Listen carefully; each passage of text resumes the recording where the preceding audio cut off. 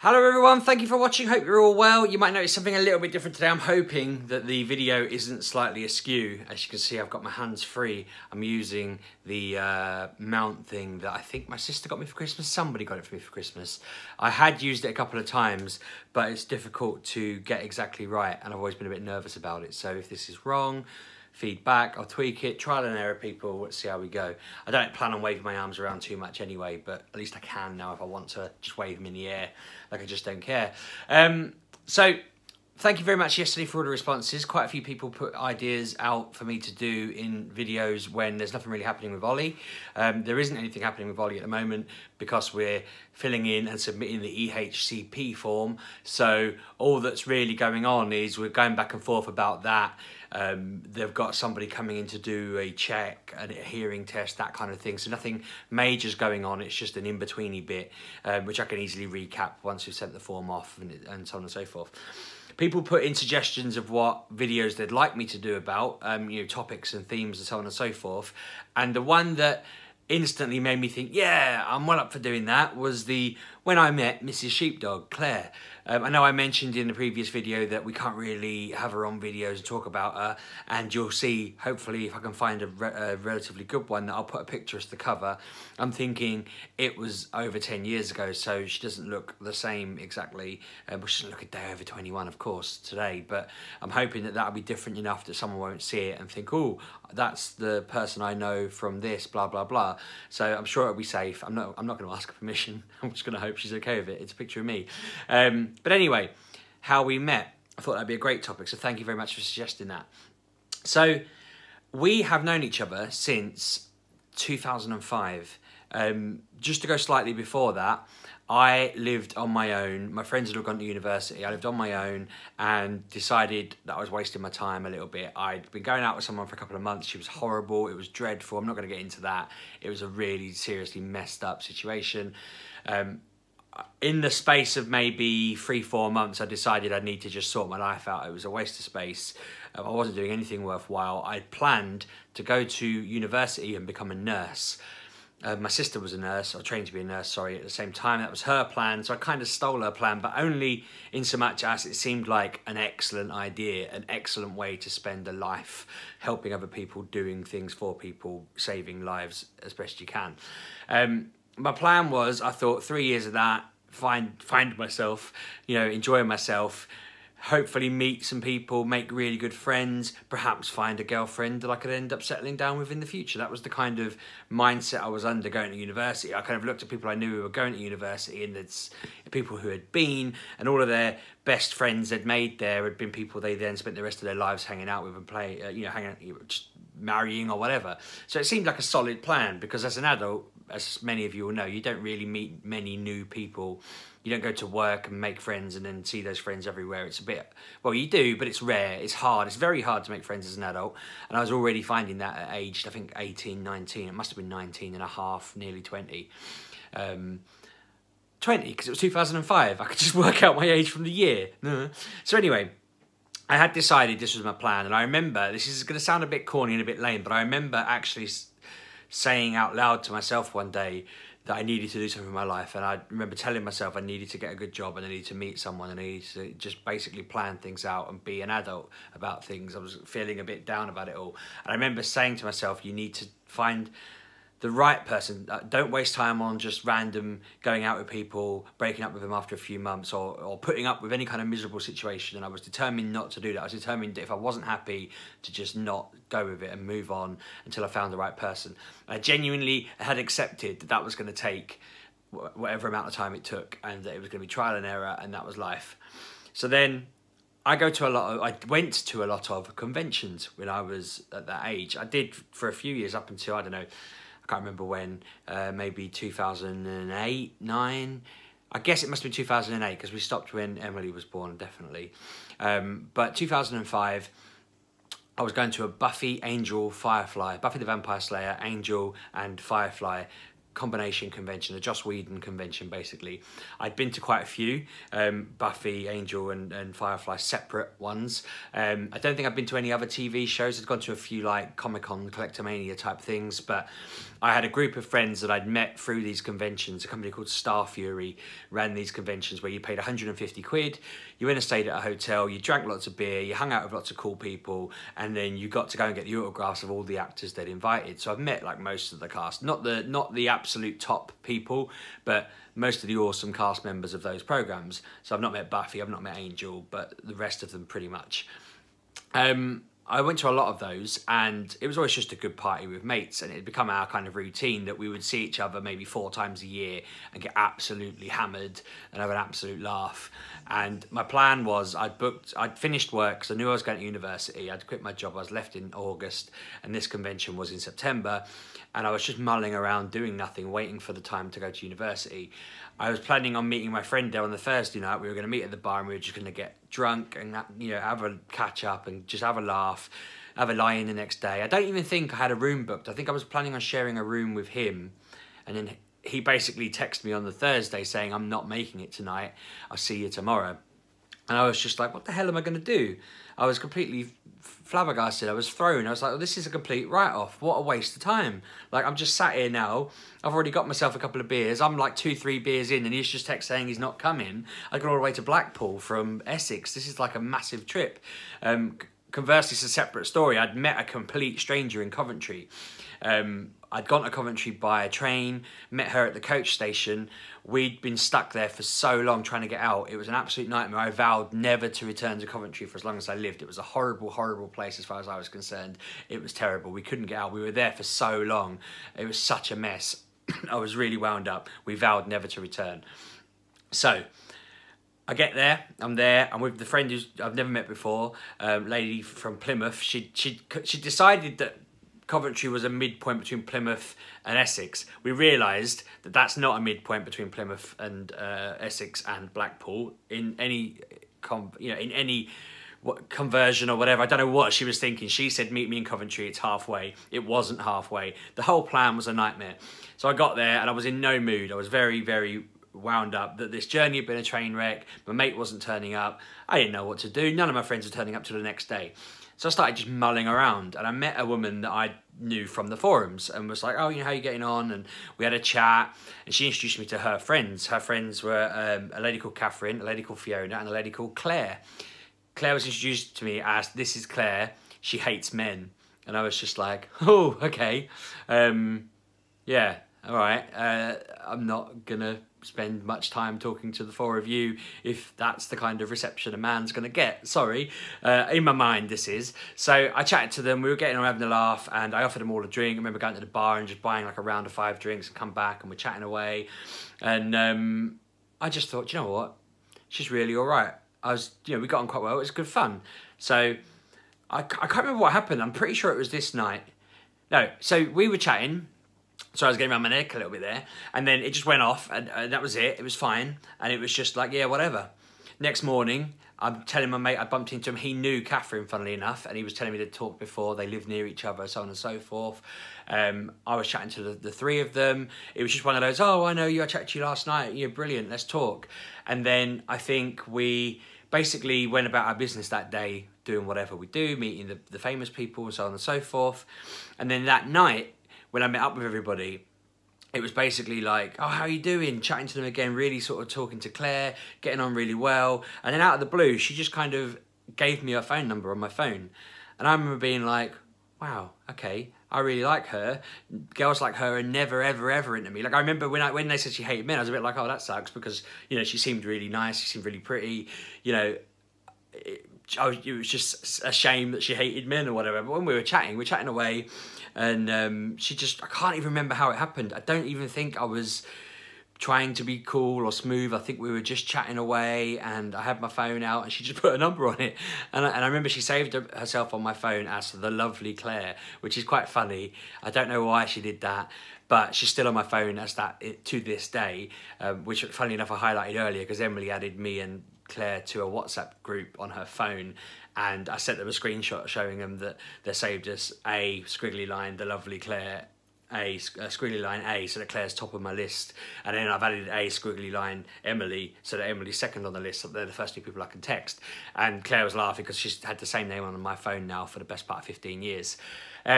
So I remember being really panicked because I didn't have any credit. And Claire gave me a number, we chatted for a bit, and then basically she said something like, right, I'm off, go and annoy somebody else. And she just went, didn't even say a word. She just got up, go annoy someone else, and left.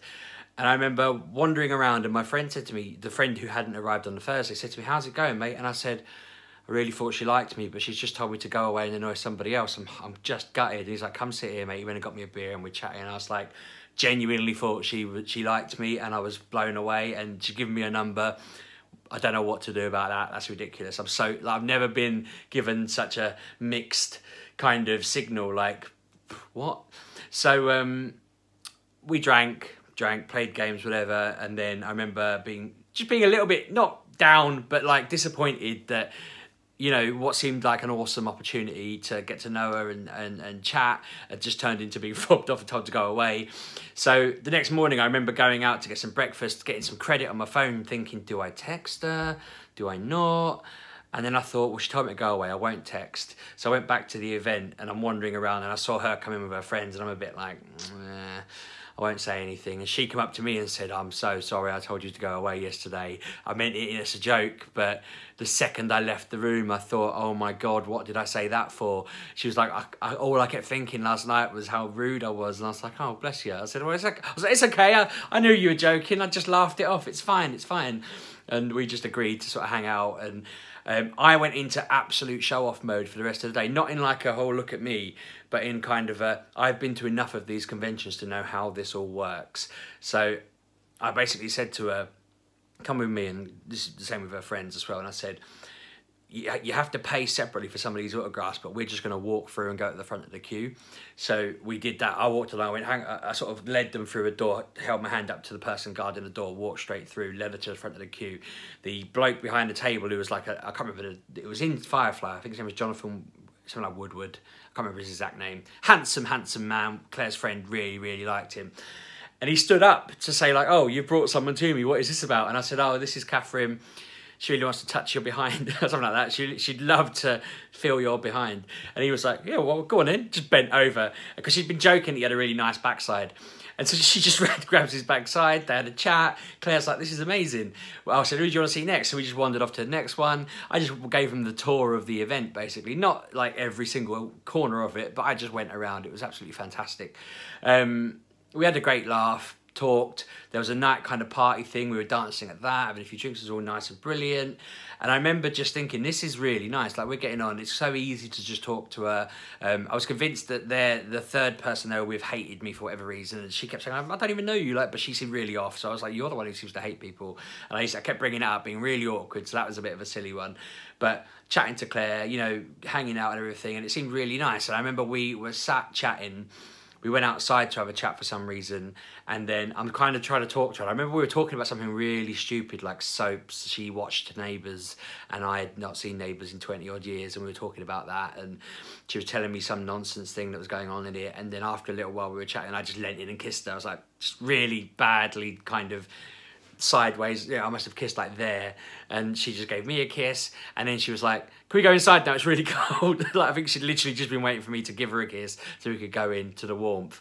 So we went in just holding hands. Everyone was like, oh, finally, you've been out there chatting for like half an hour or whatever, and we just sort of laughed it off. And then we were chatting and sort of sitting together, and I was drinking with her, and all night we're just chatting away in this hotel lobby with some people. And I remember it, this is where, right, when I think of some of this stuff, it seems really weird that this happened, because, like, I don't know why. People don't normally do stuff like this when two people randomly meet and kind of connect a little bit.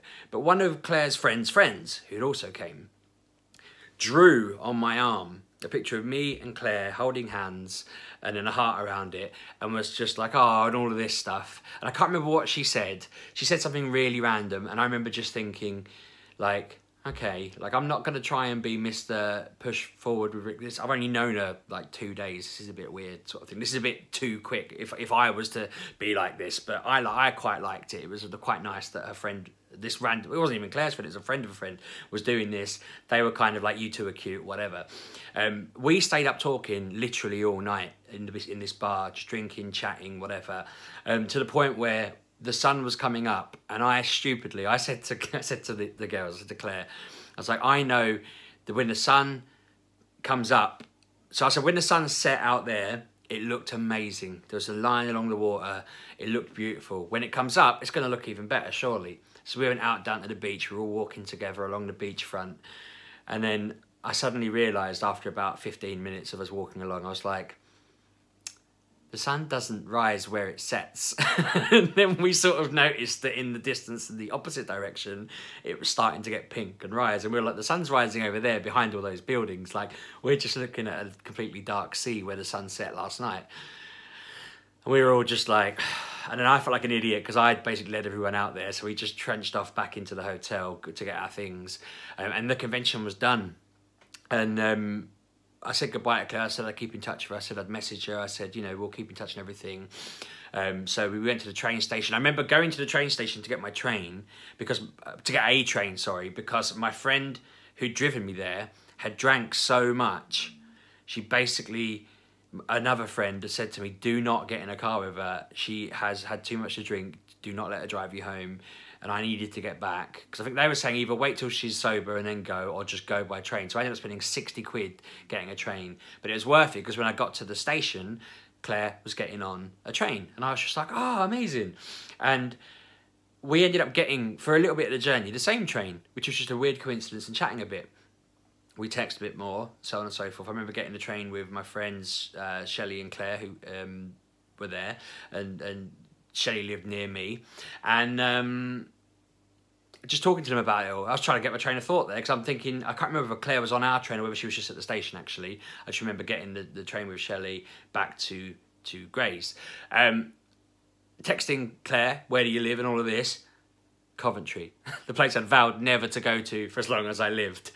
So I got back, I knew I was going to uni at the end of that week, and I spent the week just texting Claire, you know, looking out for her on the forum that we went on for the conventions, looking out for her on MSN, trying to keep up with her. Said to her, I'm going to uni next week. You know, once I'm settled in after the first week, you should come and visit me. It'd be great. You know, she was like, yeah, that'd be really cool. I didn't think she would. I really thought that it was going to be one of these things where I was just going to be like, oh, it was nice while we were there. You know, like a summer romance type thing, but that we'd never see each other again. I was worried that that would all happen, and I didn't want it to. And being very brave of her, really, when I got to uni, it was actually interesting. When I got to uni, if you haven't been to a freshers' fortnight, it's the most ridiculous thing for people just losing their minds. I was there 2 days, and a girl came up to me and said that she'd been with her boyfriend for 2 years. He'd gone to a different uni, she'd gone there, she missed him loads, she was feeling really sad about it, and then she then kissed me on the cheek, and I was like, I'm not really interested. I sort of said, I've met someone that I really like, and I don't know how it's playing out, and I want to see how it plays out before I do anything else. And she was a bit like, well, screw you. And I was like, yeah, well, I don't even know you. You like really confusing person. Texting Claire, said, you know, come and visit me. It'd be really nice to see you. She came down. I don't know how many weeks in this would have been, but I remember we went out to like the comedy club at the uni and went for a drink and this, that and the other. And this bloke, I didn't even know. It was really bizarre. We were sat watching a comedy show, and this bloke just sits down opposite. Do you mind if we sit here? It was him and his partner. And they were just watching the show, asking us a few questions. I was, you know, are you boyfriend and girlfriend? And I looked at Claire a bit like, and she just went, yeah. And I was like, yeah, cool, like, brilliant. Thinking to myself, I can't believe that's worked out. That's amazing. That's fantastic. I remember being on cloud 9. It was absolutely the best thing ever. She stayed the whole weekend. It was fantastic. It was actually, weirdly, the weekend that Hemel Hempstead blew up, if anyone saw that in the news, which is a very weird thing to have happen on, like, whatever it was, the Sunday morning. The whole building just went I was like, we don't normally have earthquakes here in Hertfordshire, where I'd gone to uni. That was a bit weird. we agreed to, obviously she'd visit, I'd visit her. I was going to come visit her in Coventry. She, you know, got a lift with her to the station, gave her a kiss goodbye, waved her off, thinking, I can't believe I've got a girlfriend that is actually really cool and really interesting and really pretty, and like we get on really well, we like the same things, this is amazing.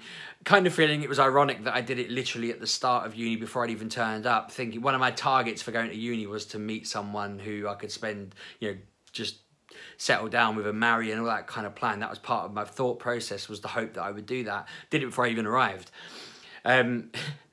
Got back to my room, really excited, telling my housemates about how it had all gone and how we are officially going out, how amazing it is. Suddenly my phone goes off and it's this panicked message from Claire basically saying, I'm really not sure whether we should go out long distance. I live in Coventry, you live in Hertfordshire, this is absolutely miles apart, you know, all this, that and the other. She was really confused and upset and didn't know what to do. And you know, I've just remembered the reason she had the balls to come and visit me, just while I'm dropping that kind of bomb of, oh my God, she had a moment of panic on her way back, I think, when she stopped to think about it and was just like, I have a 2-hour journey home, this is ridiculous, he's at uni, this isn't gonna work. But I'm quite the wordsmith. And the reason she come to visit me was because I'd sent her the most awkward text imaginable beforehand saying, hi, really like seeing you in Blackpool and all of this, you know, it's okay if you don't want to, and I'll understand if you say no, and do not feel like I'm pressuring you into doing this, because I completely get it if you think it's not appropriate, but if you would come and visit me at uni, I'd be really happy, but it's okay if you say no. Please feel comfortable to just say you don't want to. And it was all this kind of terms and conditions of just, if you want to say no, you can, it's all fine, there's no pressure, just, I'd really like to see you, blah, blah, blah, blah. So she'd come on that kind of, that's really cute, what an idiot, and come down to see me. And then she'd sent that as like, oh my God, we can't do this is ridiculous. And so then I responded with, look, you don't have to come here. I'm more than happy to come to you. I really like you. I want to see how it goes. You know, I think it's worth trying for, you know, and if you don't find, again, I was being very kind of conservative with it all, just saying I don't want to come along and just say, right, no, this is something that, you know, you have to do, or anything. I just wanted to say to her, look, I would really like to try it. I'd really like to do it. You know, it's not, the distance isn't a problem for me. I'll make the distance. I've already looked into it. I figured out I could get a coach there for something stupid like £1 if I got to Victoria train station, which cost me about a tenner. So for £11 I could get to Coventry. I think I ended up finding an even cheaper way to do it at one point or another. So she said, okay, let's see how it goes. I visited her constantly. I think every weekend I was there pretty much. I spent all my money on it. I was living off noodles that were costing like 3p a packet, and then I was spending all my money on going to visit her. I remember I had someone drive me to Watford station, meaning I could go from Watford to Victoria for very cheap, very quickly. I could go from Victoria to Coventry for like 4 hours. It was such a long journey, it was ridiculous.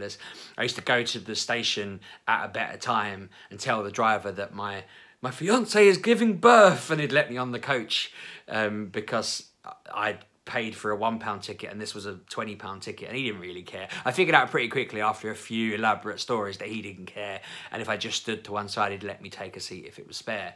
That worked really well. It was just one of those things where I remember I was visiting her constantly every week, and I was saying to a friend of mine, I really want to say to her, I love you, you know, this is going really well, but I don't, again, want to come on too strong. I planned to go say it to her, be really romantic, and I went there and kept thinking, when do I say it, how do I say it, I really want to say it. We've been going out for like, it was a few months, and you know, I really feel like this is, you know, serious to me, it's a proper relationship.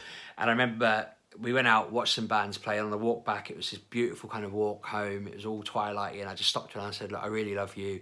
I'm really glad we met and all of this. And she was really pleased, and, you know, so on and so forth.